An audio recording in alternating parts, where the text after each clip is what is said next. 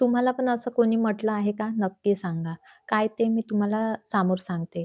तर यांच्या पप्पाच्या मावशीने पोपटीच्या आणि वालाच्या शेंगा दिल्या होत्या. तर मी पोपटीच्या शेंगाची भाजी अजूनपर्यंत बनवली नव्हती. तर मग मी व्हिडिओ पाहून घेतला. तर मला कळलं की दाण्याचीच भाजी बनवावी लागते. तर मी दाणे काढून घेतले भाजी बनवण्यासाठी आणि मी क्लचर लावून होते. तर यशवी म्हणत होती की माझा क्लचर आहे. माझ्या बाबांनी आणला क्लचर आणि तो काढून घेतला. मग मी तिच्या केसांना लावून दिला. तर ती अशी नाटकं करत होती. मग आज आम्हाला बाजारामध्ये जायचं होतं भाजीपाला आणायला. तर मग मी पोपटीच्याच दाण्याची भाजी बनवून घेतली. तर पहिल्यांदाच बनवली होती, पण खूपच छान लागत होती.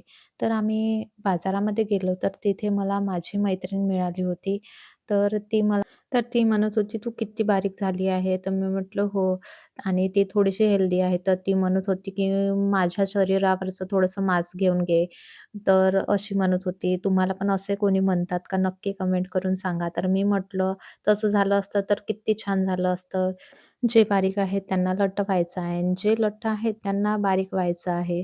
असं सुरू आहे. पण जसं आपलं शरीर आहे तेच आपण ॲक्सेप्ट केलं पाहिजे.